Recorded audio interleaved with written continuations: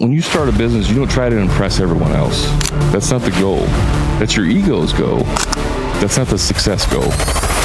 Hey, welcome back to the show. On this episode, we're going to be talking about the contracting gold rush. We're talking about how to start a contracting business.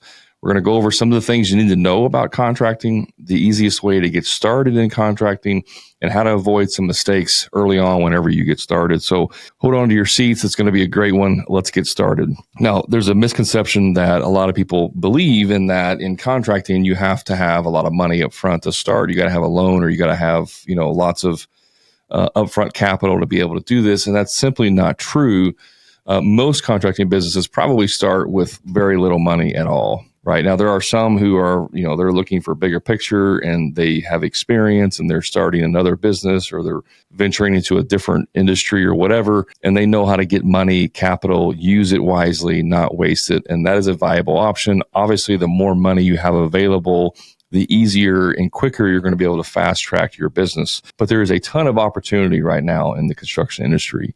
It is a blue ocean of opportunity because there's more people leaving the industry than coming in. So there's tons of opportunity. There's tons of people that need services that are just looking for someone who is, trustworthy and can do the work. And it's actually a great opportunity right now. And for the next, probably for the next decade, it's going to be a great opportunity. That's why I'm calling it the contracting gold rush. So if you've ever thought about starting a business, we're going to cover some of those things in this episode, but you don't need a lot of money to get started. I started with $1,000 in the bank and some hand tools that I had and a pickup truck. I didn't go out and spend a bunch of money. And so I started with what I knew how to do and the easiest thing to get into at the time, which was doing more handyman stuff. Now, going back, would I do that again? No, I would not pick that industry based on the challenges within that industry, but it is a viable option. If I were starting a business today and I had no business experience, but I wanted to get into construction, I would actually start out as a subcontractor working for other, general contractors. And the reason is because it takes very little capital to get into that.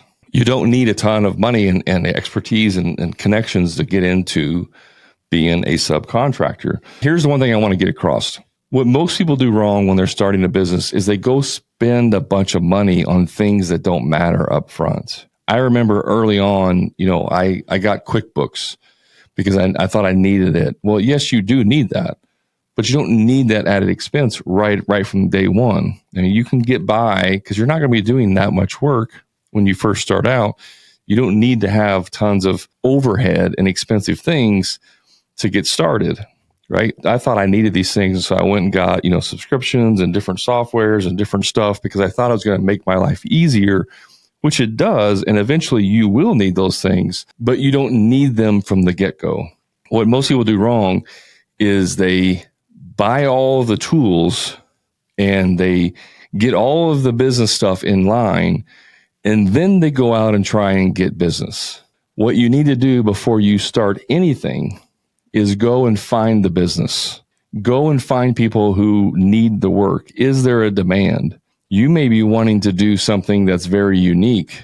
Maybe you want to be a painter, right? But in your area where you're at, there's hundreds of painters, and it's going to be a much harder industry to break into because there's a dime a dozen of painters. Or maybe you want to do home security systems and install those. Well, maybe there's already companies that do that, or there's not a high demand for that. You have to do a little bit of market research first to see where the demand is. A lot of people will tell you, find your passion and then you'll never work a day in your life. There may be truth in that for you specifically, but there's not truth in that for your business, because you can be passionate about something that no one wants, right? You may love doing that, but if nobody wants your services, that's going to be a problem.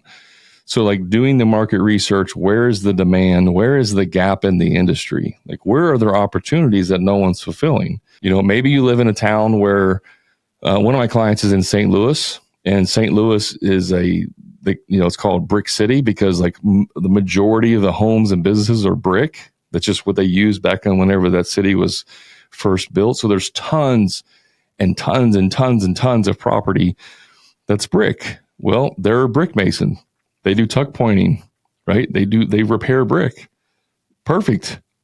There's only like 3 other companies that do that. And there's hundreds of thousands of buildings that need, they have brick that need work. So for them, it's almost unlimited demand, if that makes sense, because it's a very niche market and there's a huge opportunity. But maybe if you're a brick mason and you live in a town that has almost no brick, very little brick, well, that doesn't make sense there, right? So the idea and what you want to do has to make sense of where you want to live and what the opportunity is.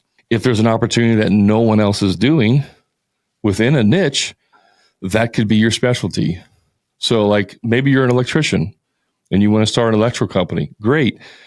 Don't go and do all things electric. Pick one specific part of that no one's doing and then specialize in that. Maybe most of the people that do electrical specialize in commercial. They do commercial electric, and there's very few people that do residential, or there's very few people that do service work. Well, maybe you do the service side of it because there's not very many people doing service work. Or maybe you specialize in solar and there's not very many people doing solar, so you can get in and get all the solar work. Like you don't go into say, I want to be an electrician, and then that means all things electrical. There's niches within each trade that you can go into. I mean, you could be a handyman and all you do is hang pictures on the wall.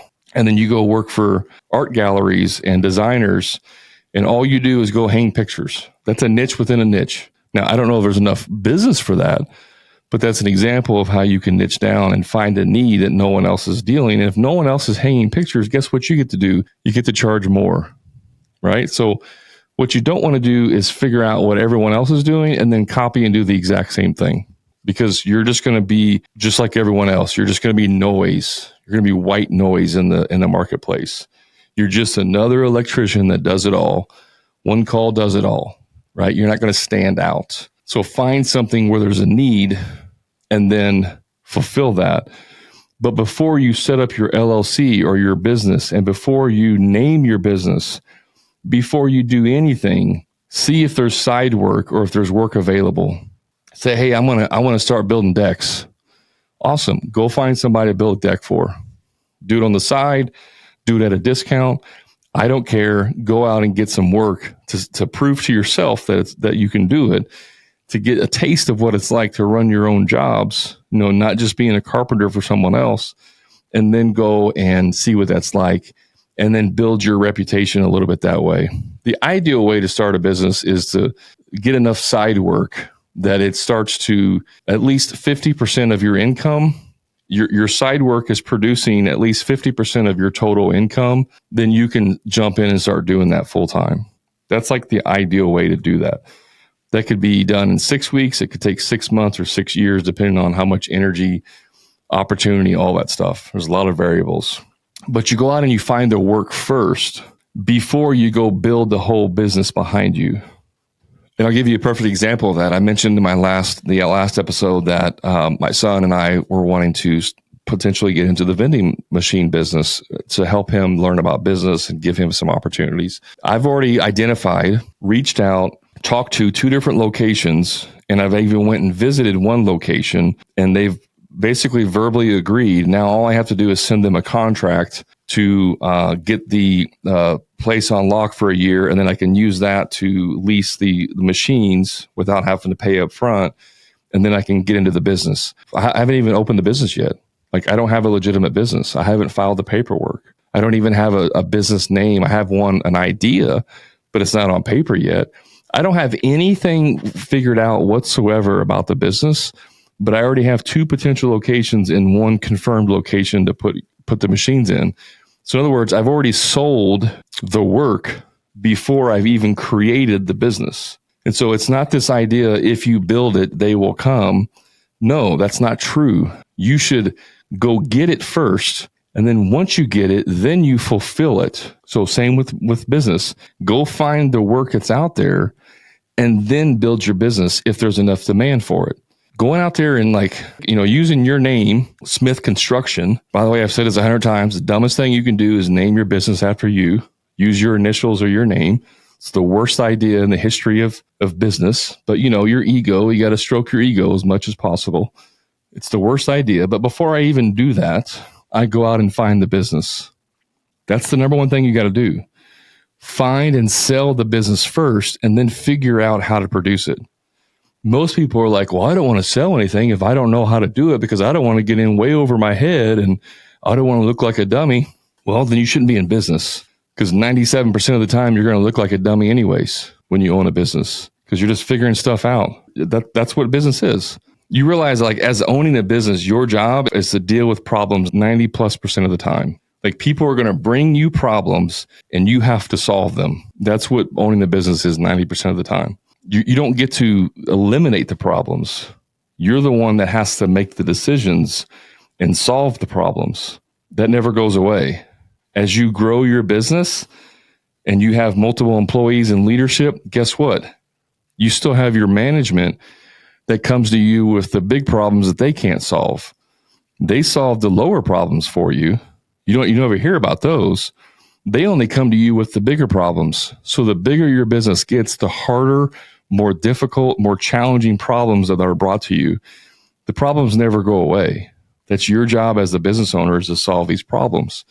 But if you're trying to solve problems that haven't yet been created, then you're just wasting your time and energy. So if you're trying to set up your business and you're trying to buy a truck and you're trying to get it lifted with, your wheels and tires on there, and you're trying to get the business name created, and you're trying to go out and buy all these tools and all this software and build the entire business, and you haven't even sold one freaking job yet, then you're doing it wrong. You got to sell first and then worry about producing it. That's the number one thing that people get wrong when they start a business. And I did that. I went out and bought all this stuff first because I thought that's what you had to do. And that's really, you don't need to do that first. So once you've basically proven the idea of the service, there's a need for your service, and you've went out and you've sold some jobs and you've produced some of these on the side, and now you're ready to start doing this full time. Now you can start, setting up your business, setting up your LLC, talk to an accountant or an attorney and find out what the best strategy for you is. I can only tell you what I do personally, and I always set up an LLC as a sub-S corp. That's just my default way of setting up businesses. I can't tell you that that's the best way for every business structure and what you're wanting to do. It's just what I do.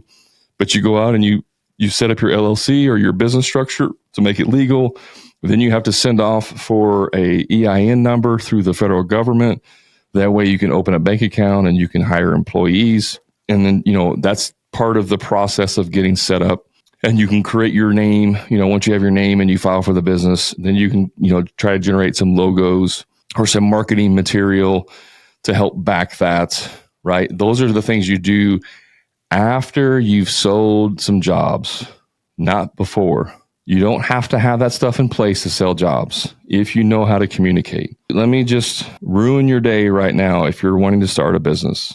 If you think all you have to do is legally form a business, throw a magnet on your truck, and the phone rings off the hook, you're wrong. That's not how it works. The hardest thing you're going to do starting out is getting leads, is getting business. And then once you get some business and you start selling things, the second hardest thing you're going to do is get more leads and get more business. And the third hardest thing you're going to do is get more leads. Why? Because it never stops. You're going to have to be chasing leads from now until eternity. Until you close the business, you're going to be chasing leads nonstop. They don't come to you. Now, after you've been in business for many, many, many years, it does get easier. You get more referrals. But when you're starting out, you're going to be chasing leads nonstop. 40% of your time is going to be spent on marketing. Until you've reached $500,000 to $1 million in revenue, about 40% of your time and energy every day should be going towards marketing, because that's the requirement. And people think that I do really good work. As long as I know how to swing a hammer, then people will they'll just know that I'm in business. Like aliens will come down and go tell them that I'm in business, and they're going to call me, even though they don't know how to find me. They've never seen my truck. They've never seen anything about me. They're just going to know my number, and they're going to call me, and my phone's going to ring off the hook, and it's going to be great. And all I have to do is show up and give them an estimate, and they're going to hire me on the spot. I'm going to make a lot of money, and then I go do the work, and I get to set my own hours. That's the most ridiculous idea of what owning a business looks like, yet that's what most people think owning a business looks like. I want to burst your bubble now before you even get into business. Hey, just a quick time out from the show. If you're a frustrated contractor who's dealing with low profit margins, stuck working on the tools every day, or doing free estimates for people who are never going to hire you in the first place, I invite you to my private contractor community, the Profit Club, where contractors just like you are adding 2 to 3 times more profit each year without producing any more jobs, and finally getting completely off the tools to never do another free estimate again. So if you're ready to increase your profits, stop doing free estimates, and get off the tools, then all you have to do is click the link in the show notes to learn more about the Profit Club and see how it can easily 2 to 3 times the cash in your pocket, give you a proven sales process that will convert more jobs with ease and get you off the tools once and for all. And the best part is you can do all of this without having to produce more jobs than you currently are. Click the link to learn more. Now let's get back to the show. It's extremely hard. It's very difficult. It's a lot of work. And if you're not cut out for rejection, if you're not cut out for working on yourself, if you're not cut out for understanding that it has nothing to do with how you swing the hammer in the craft that you do, that is not what it takes to own a business, then you're going to be in it for a long, hard run, right? Starting a business, although there's tons of opportunity and you can get rich from it and you can have a great life from it, it's a lot of work, and you have to work on yourself, and you have to develop yourself, and you have to develop every aspect of the business side, the non-related to swinging a hammer. The easiest thing you will do in your business is the actual swinging the hammer. Everything else you do will require you to learn, to go through pain, and to suffer to figure it out. The swinging the hammer is the easiest part. I've seen a lot of guys that start a business because they think that's all they have to do is throw a magnet on the truck and then everything else works great. Really what they're romanticizing is this idea of being a lead guy who gets all of the profit. They don't think about all of the struggles that goes into owning a business, which is what my last podcast was about, things that no one tells you. So go listen to that after you get done with this, because they go they go hand in hand, because that's the reality of it. But there's still a ton of opportunity in the construction industry to start a business if you do it right. If you're like my client Kyle, who got coaching from day one of his business and was able to do almost $400,000 in his first year because he didn't have to go and figure all this stuff out the hard way. All he had to do was show up for a coaching call and we told him what to do. So find a mentor, get some coaching. Like, don't try to figure this out on your own, because you're going to completely slow down the growth period of your business if you try to figure it out on your own. You don't need to do that. So as I mentioned in my previous podcast, or a couple podcasts ago, about starting the vending machine business, the first thing I did was go find an expert in that industry who was offering coaching and talk to them and see what that was going to take. Because once we decide to do this, by the way, we haven't fully decided yet, because even though I have a location that wants to agree to it, I haven't sent them the contract yet. I haven't started my business yet. I can just say, we changed our mind. I can back out of it. But I've already talked to a business coach about that specific industry because I don't know anything about it. And if we do decide to do that, one of the first things that we're going to invest in is coaching, because it's going to save me days and weeks and hours and months and years of agony and wrong decisions when I can just have someone else tell me what to do and how to do it well. So if you're starting out a business, go find a mentor local to you. I mean, a true mentor who's local, not a guru on the internet who is telling you he's a mentor. I'm talking about go find an actual mentor, someone in your area that you can walk into their office and sit down and have a conversation, who's willing to pour into you and help you. Go do that. If you can't find that, then you can hire someone a coach who can help you with those things. That's the best investment you can make. It's better than any tool you can buy. If you want to start an excavating company and you have to buy an excavator, hiring a business coach is going to be 100 times more valuable than buying an actual excavator. And you're like, well, Brad, that's stupid because I have to have an excavation to dig dirt. That's true. But if you buy a business coach or hire a business coach, he can tell you exactly what kind of equipment you need. You may think you need a big piece of equipment. He's going to tell you that's a wrong idea. It's actually better if you buy a mini excavator and a skid steer combo for the price of that one big excavator, because it's going to allow you to do this and this and this, and you're going to make 3 times the amount of money than you will if you go buy that big excavator, right? So like having that expertise is what's going to help you save you money in the long run and make you a lot more money. Now, once you've sold some jobs and now you need to legally start your business, and you've created the logo, and you've hired a business coach or found a mentor, now you're really to start ramping up things, right? Now, in the very beginning, you're going to get sympathy business. Your parents, your family, your friends, your neighbors, everyone in your immediate network is going to send you business. 1, because they want to help you out. They want you to succeed. 2, because they're expecting to have a discount. They want to get a little bit of a discount. There's nothing wrong with doing that to get started, to get reviews and, further business. But once you blow through your network, whether it's 6 days of work, 6 weeks, 6 months, eventually you're going to blow through your local network, and then all of a sudden you have no leads because you really haven't been marketing your business this whole time. So once you get your stuff set up and you've sold a few jobs, you're going to start marketing your business. You're going to open up the social media channels. You're going to get a Facebook and a TikTok and an Instagram or whatever else is, at the time of listening to this. If it's 2 years from now, there's probably something else taking off. You're going to get some kind of social media. You're going to make sure you have a website. You're going to invest in these things as soon as you can, and as soon as you can financially afford it. You're going to invest in these things before you lift your truck, before you buy a new truck, before you put the 33s on there. You're going to go get a website. You're going to open up the stuff. You're going to have uniforms. You're going to invest in your business first before you try to look like you're making it. I know your ego is important to you, and you got to try to impress everyone, especially your mom, because she's the one that's going to be posting on your social media and saying, "Son, I'm so proud of you. You bought that brand new F-350 and lifted it and put the wheels on it. I'm so proud of you," right? I mean, she's obligated to say that to you regardless, but I know our ego needs to have that stroke to make us feel good about ourselves. But if you're listening to this, before you actually invest money in stupid crap, you should invest it in your business. Because when you invest things, that comes back to you with its friends. An investment brings you more. It's supposed to bring you back more money than what it cost you. Your new truck, your new wheels, your lift, that's not an investment. That's an expense. You're just burning money. If you buy a website, if you invest in a website, that website should generate new leads for you.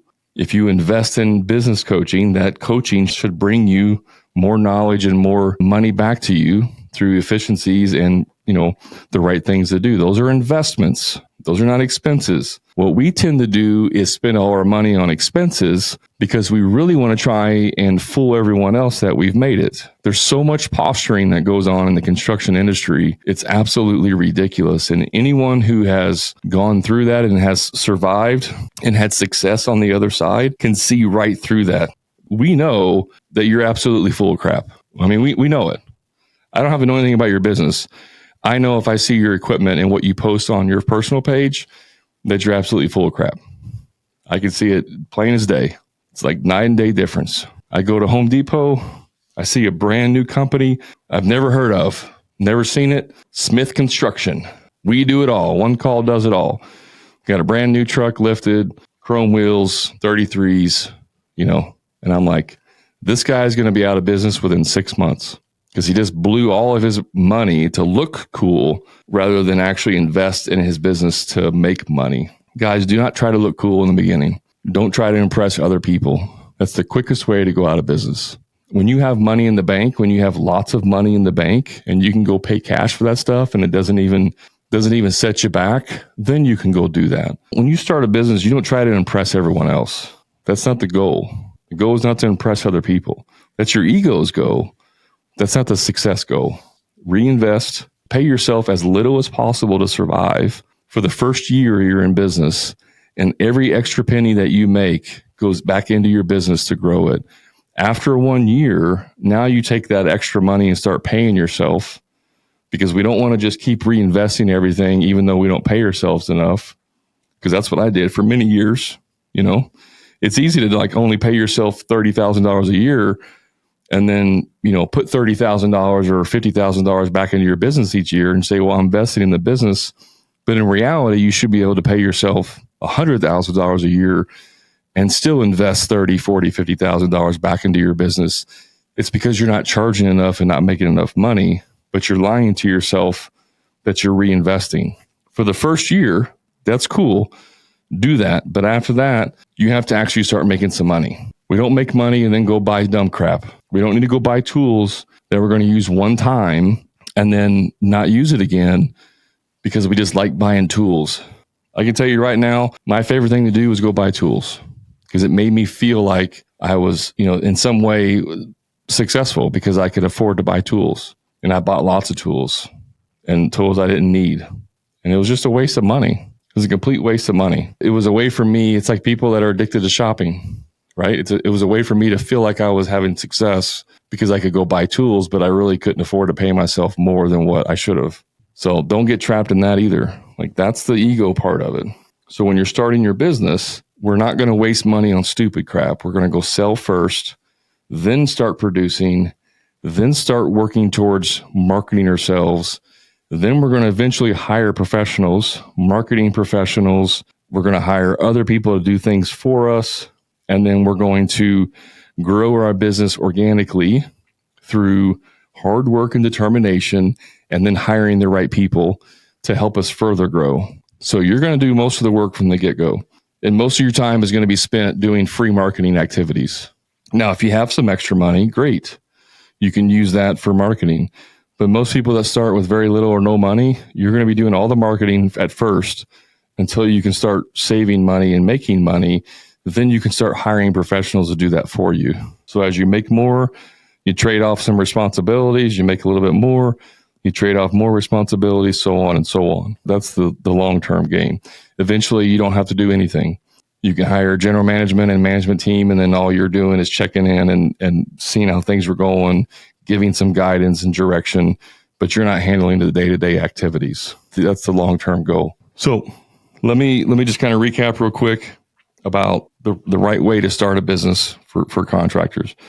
Go do your research first. Before you do anything, go research where there is a need and where there's opportunity. And where there is a need and opportunity and overlap each other, that's where the money's at. Okay? Now, I will throw in one other thing. If you get into something that is new and then other people see you having success, you will have competition eventually trying to steal your market share. The beauty, though, is that if you're first to market, then you have staying power because you were the first one in the market. So the other people are always playing catch up to you because you were there first.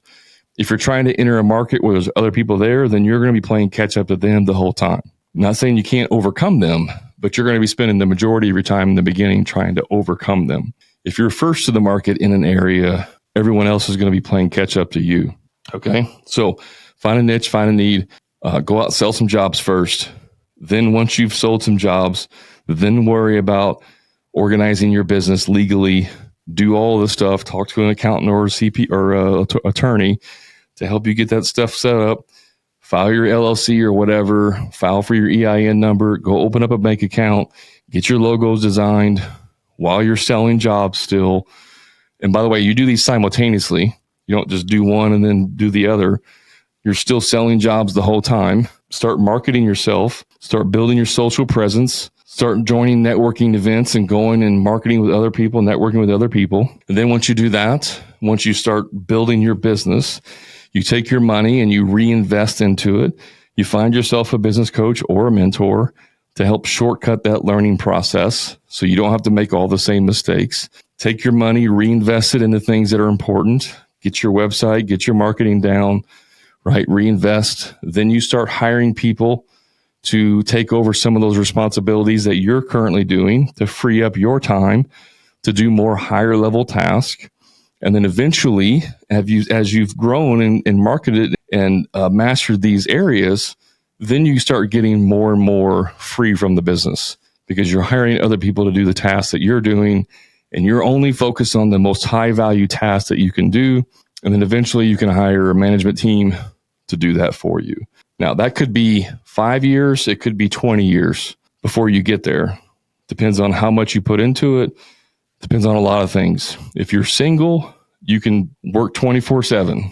If you're married with kids, you have responsibilities outside of work. It's a little bit more difficult. So like that, there's a lot of factors that go into this.